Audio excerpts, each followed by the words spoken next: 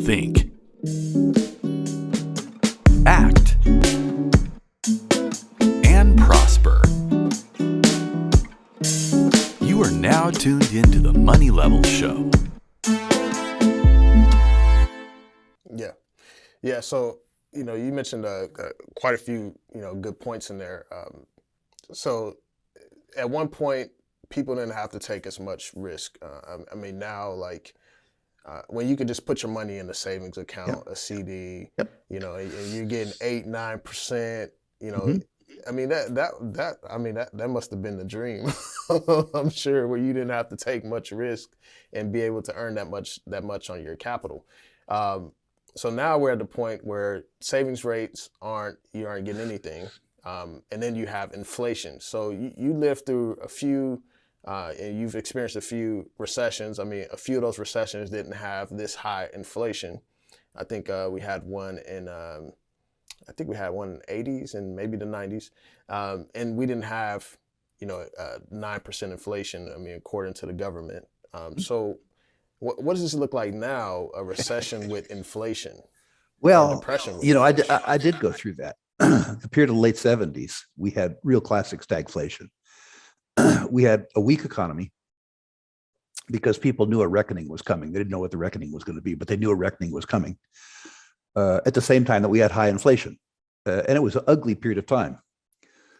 Mercifully for the country, we ended up with a president who did a lot of things wrong, but he did a couple things right. He was a leader. That was Ronald Reagan. He said, and I'm not a huge Reagan supporter, except he did lead the country by saying, we're stealing our children's future. We got to stop. And he developed a political consensus around that. He was persuasive enough that the citizenry agreed with him that the rate of the growth of government had to stop and the inflation in the currency had to stop. And he was able to hire Paul Volcker, who allowed the interest rate on the US 10-year treasury to increase from, if my memory serves me correct, 5.5% to 15.6%. And Daryl, that did the job. It was ugly.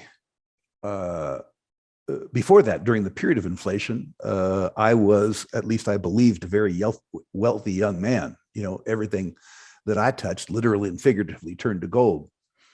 And because credit was so cheap relative to inflation, I was able to borrow to get ahead in natural resources and, real estate and things like that. And boy, when they raised the interest rate, did I find out just how smart I was. So I went through that recession personally. I went from being a very wealthy young man, very confident, very hubris-ridden, to having a negative net worth, which is to say the value of my assets was less than the value of my debts.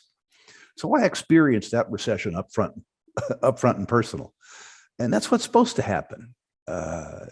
It really truly is what's supposed to happen. I don't know that collectively the citizenry has the will to endure that yet.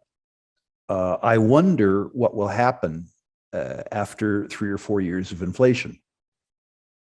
Right now, Daryl, I suspect, and particularly people your age who haven't lived through it, that inflation is of interest to people, but it doesn't terrify them yet.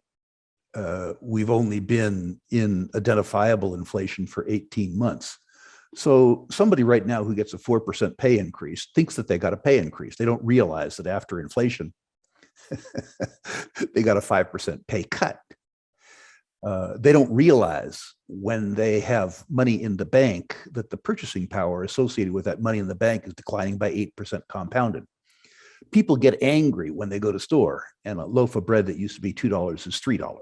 They don't like it. They still remember $2, but they still buy the bread, And when people go to the gas pump and they pay $5.50 a gallon, they remember paying $2 a gallon, and it irritates them, but they don't stop driving their car. If you go through this circumstance like we went through it in the late 60s and the early 70s, and the impact of inflation becomes cumulative and compounding, you figure out that you've had money in the bank for 4 years, and the consequence of that is that you've lost a quarter of your purchasing power.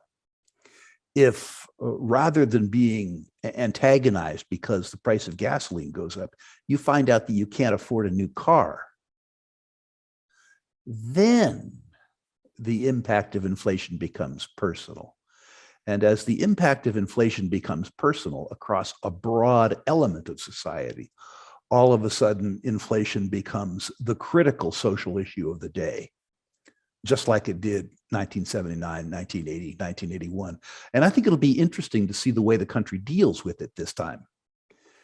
We had an advantage then. I know it sounds odd, but we had an advantage then. Government debt as a percentage of GDP was about 25%.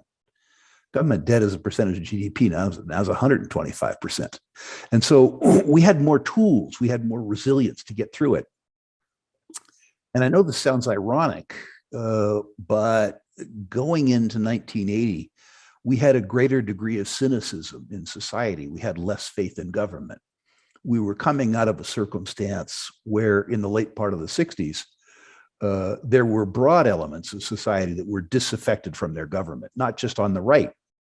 The war in Vietnam caused young people to say, why on earth are these fat old senators drafting all these young men and sending them off 12,000 miles to fight a war that's of no threat to anybody?